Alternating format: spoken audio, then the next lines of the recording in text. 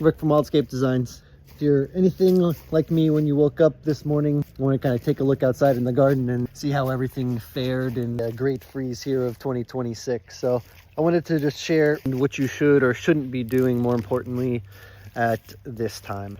Some things that you'll definitely observe here after the cold is that you're going to see a lot of leaf wilt. Don't misinterpret that as our plant is dying or it's dead and it needs to come out. It's merely rediverting its energy at this point. So a lot of the roots are still going to be alive, and another week or two we're going to be in the 70s and 80 degrees here again in Central Florida, and you're going to start seeing just new growth from these plants. One of the things you shouldn't be doing now is trying to take off those dead leaves. Please leave them as protection on the plants as they're recovering.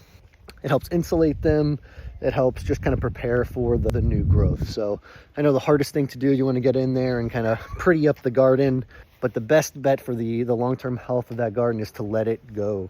Just start taking care of it, nurturing it, slowly start giving them some watering. Let them just enjoy some of the warmer days that are going to be coming up on the calendar. And then in a few weeks, we should start seeing new growth emerging on these plants. That'll be the indication that they're alive.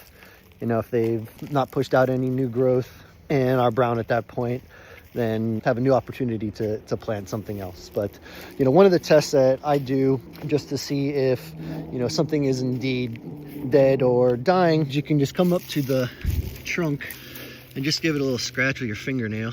And if you see green underneath, then you know that it's going to be alive. It's going to send out some new growth. You don't need to worry about those, but give the plants a few days to just readjust to the warming weather here. All of the native plants have really just pushed through just quite fine. It's most of the edibles and the tropicals that you're going to start to see some additional wilting, but don't give up. Don't tear them out. Let them be.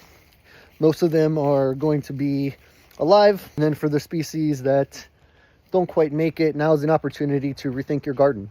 Is this something that you want to be able to deal with, to stress about? Do you want something just lower maintenance? Do you expect that extreme weather like this is on the horizon?